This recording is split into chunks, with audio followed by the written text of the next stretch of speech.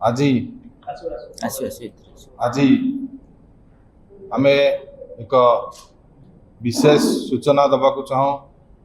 युवा कांग्रेस पक्षर आपण मैंने जानी दीर्घ 15-20 दिन तले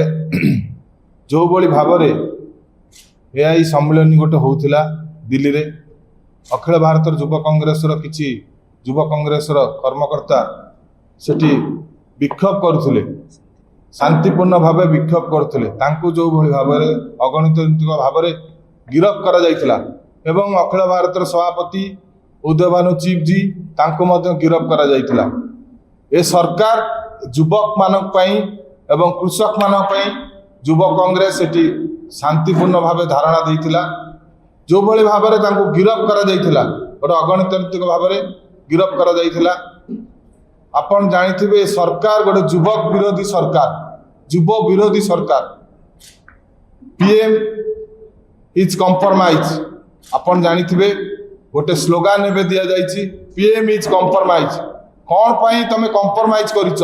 युवक मानक संगे कौन पाई खेलिच एवं कृषक मानक पाई कौन पाई खेलिच तमे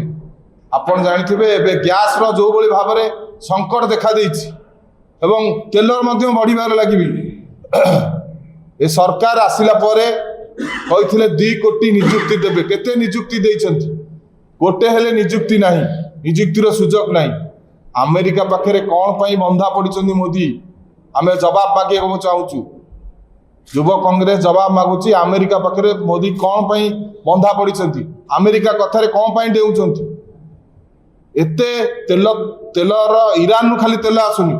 सारा विश्व तेल आसुची कौन पाई तेलर संकट रोच कौन पाई गैस रो संकट रोच ए प्रतिवाद रे युवा कांग्रेस पक्षर मार्च 16 तारिख संसद घेराव रोची एवं ओडिशा रु लक्षाधिक युवक एवं युवा कांग्रेस कर्मकर्ता सामिल हेबे। युवा कांग्रेस 16 मार्च 16 तारिख रे संसद घेराव रोची एवं युवा कांग्रेस सेठी तांका विक्षोभ प्रदर्शन जारी रखिबो एवं युवा कांग्रेस जो पर्यंत गैस एवं तेल जो पर्यंत युवक मानक नियुक्ति दिया जाए नहीं युवा कांग्रेस लड़ाई जारी रखिबो।